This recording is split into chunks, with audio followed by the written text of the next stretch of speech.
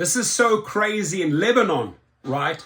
They have actually, Uber has brought out a bidding system because the currency fluctuates so much.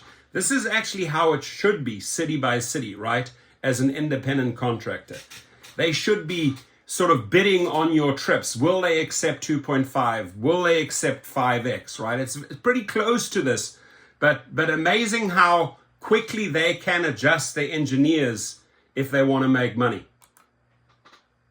Check this out.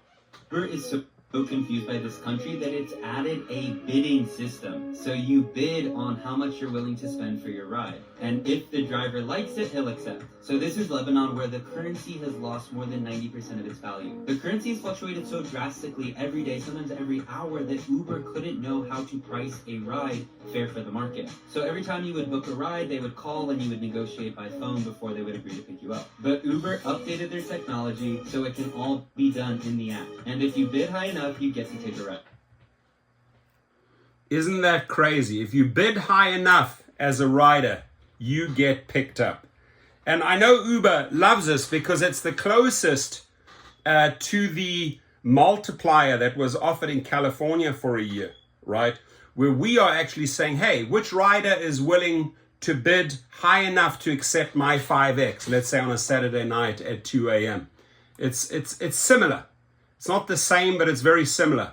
Riders in Lebanon must haggle with drivers to take an Uber.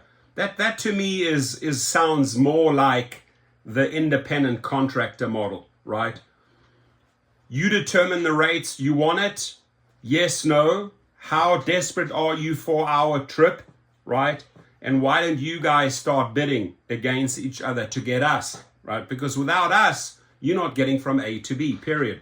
Once known for quick and affordable on-demand rides, Uber is now struggling with pricing rides in Lebanon, leading the company to launch a flex option. Why don't they introduce this? And David Risher, why don't you look at this a little bit more closely? Why don't you offer a flex option, right? Test it.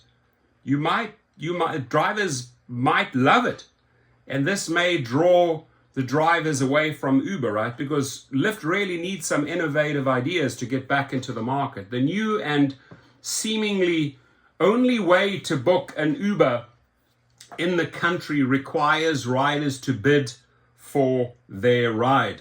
The rider suggests a price and the driver then accepts, rejects, or counter offers and so on, right? So the driver then accepts. If he decides, you're paying me enough. This, my friends, is as crazy as it is, it's as close as you can get to an independent contractor model, right? So check it out. Lebanon adopted a new official exchange rate on Feb 1st, marking a massive 90% devaluation from its current official rate, which had remained unchanged for 25 years. The currency fluctuation is so drastic, changing every day or even every hour, that Uber was unable to price a ride fair to the market, said Saidi, journalist and content creator, in an Instagram video. I just played that for you.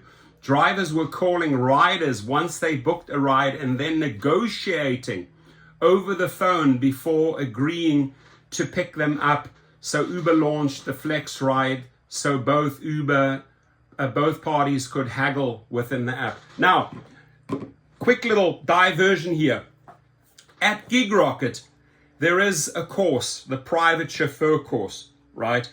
A lot of these factors here play into becoming a private driver, right? Because if you are not happy with the rates on Uber and Lyft, hey, here's my business card.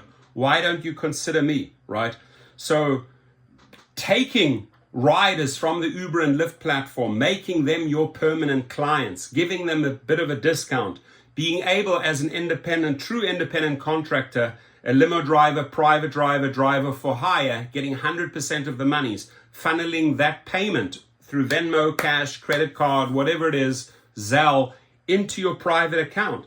So go check it out at GigRocket on how to become a private driver, because I'm telling you, it's really the only way to go. Here, these guys have to fight for you. It's the same way flipping the switch after a ride and say, hey, if you are stuck somewhere, if you are unhappy with these rates, here, come to me. I will offer you different rates, right? So it's all a negotiation, all a process where you do what's best for you and create the best scenario, best outcome for the passenger. A lot of similarities here. So Uber has been criticized in the past for increasing fares in Lebanon, with users calling for its boycott. The ride-sharing app displayed fares in US dollars from its launch in Lebanon until 2021, when it switched to the local currency. But the fares were much more expensive. With the economic collapse in Lebanon and the extinction of USD banknotes and the rendering of bank cards useless, pricing in United States dollars is no longer possible.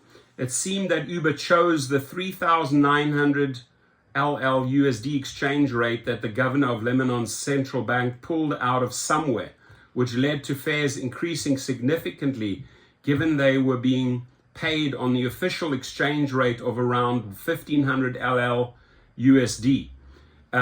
Uber spokesman told Al Arabiya that the time that it had only increased its recommended fares, which had nothing to do with the exchange rate. Currently, it seems that riders must negotiate or bid to book an Uber driver. Meanwhile, many are switching to other services such as Bolt, which are cheaper and more efficient. And a huge shout out to my sponsor, DisplayRide. Go check them out, displayride.com. Stay protected out there, my friends. Get yourself a dash cam, or even better, get yourself a DisplayRide, where everything that happens in your car is uploaded into a cloud. Stay safe out there. And your comments. Do you think this could play out? And David Risher, is this something that you would possibly look at? Your comments. I'm excited to read them. Have a great day.